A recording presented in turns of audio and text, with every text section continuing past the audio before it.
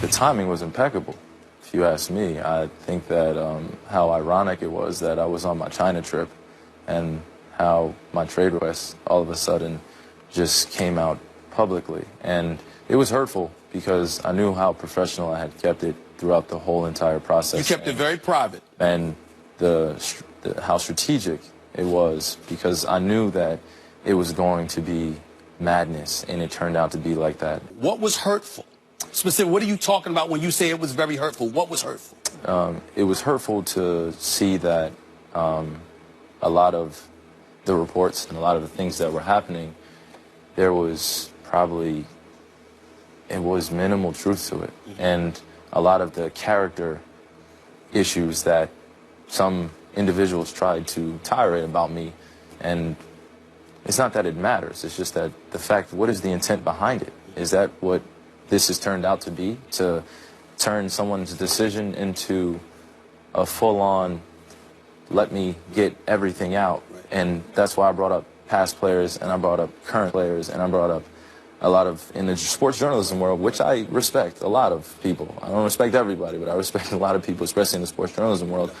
I felt like that is not what it was based on, and that's not what connects people to sports. Did you speak to LeBron James or talk to LeBron James before you and your representatives met with ownership and let them know that you wanted out? No. Why not? Why would I have to? LeBron, for all the greatness that he brings, there are some other elements that he also brings that if you are maybe somebody like Kyrie coming into his own, still young and a developing professional, that may be hard for you to stomach. Every decision that the Cavs make is about LeBron. It's about no one else. And he did not, and I'm not saying that's bad, that's what they should do. He's a transcendent superstar.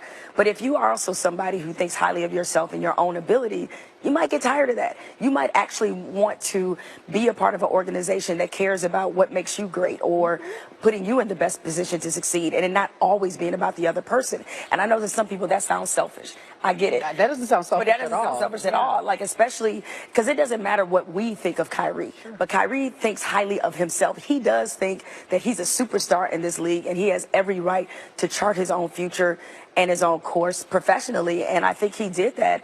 And a lot of people take issue with it just strictly because they don't consider him to be in that class. You're saying, hey, perfecting your craft is in the service of winning championships, and that's part of self-fulfillment. Fine. Yeah. Then you're saying you got a better chance to do that in Boston than you would have had in Cleveland. Because I wanted to change the environment does not mean that it stops the pursuit in terms of what I want to accomplish as a player. It doesn't mean that I didn't want to play with LeBron anymore. It means that I wanted to leave that environment that I was in currently, and felt like, as energy draining as it was and how it would take me for a loop in a roller coaster ride, and a lot of the false reality that is created by a lot of different outlets, it all came crashing down at one point after we lost the last finals. I believe that if we did a percentage, I think it was 60 to 70% about LeBron. Okay. So, and look, for as great as LeBron is, people have talked about the fact it's not always easy to play with him.